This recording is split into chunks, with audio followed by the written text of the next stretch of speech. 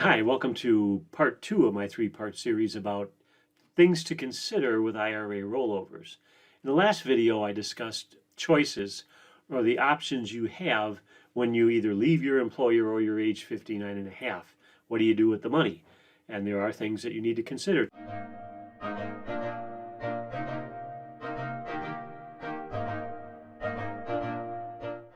Today's video is going to be about reasons. And now, to be clear, I'm not recommending any certain strategy. I'm just giving you things to consider or perhaps questions to ask when it comes time to make that decision or make a decision not to move it. So today I'm going to be going over a list of reasons why people may roll money over. These are not recommendations why you should. These are just examples of, in my experience, reasons why people have chosen to do that. One might be more investment options if your plan at your former employer only has a few choices on where to invest and you are one of those people that prefer a wider range of choices. That may be a reason. Moving to a plan with lower fees, or to that point, any plan that you're moving to, you should understand your fees. What are you leaving and what are you entering into? And if you are going into a plan with higher fees, you get any bang for your buck.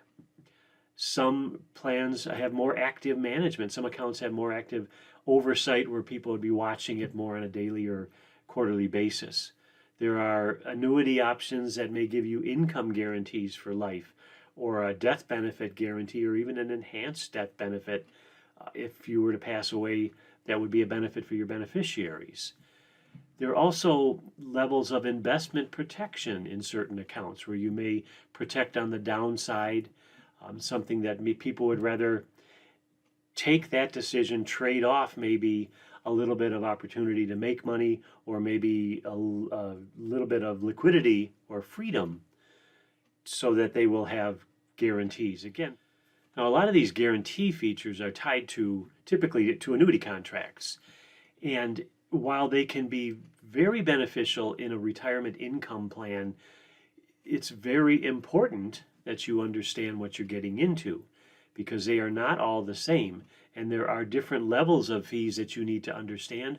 Also levels of restriction where if you were to pull your money out of that contract before a time period, could be 4, 6, 8, even 10 years or longer on some contracts, you would pay a fee to get out of that plan. So it's important to do your homework. And as I've mentioned in many other videos, by now you should be working with someone and creating a sophisticated plan for yourself so that these pieces are fitting together for a reason. Which leads to the last line on this slide, that's incorporating with the whole income plan oversight. So in other words, you have a variety of accounts and you wanted this to be part of that whole picture, and it may or may not be easier for you or someone you're working with to manage the whole package and pull the right handles at the right times so that it's an ongoing fluid plan for you for your retirement income.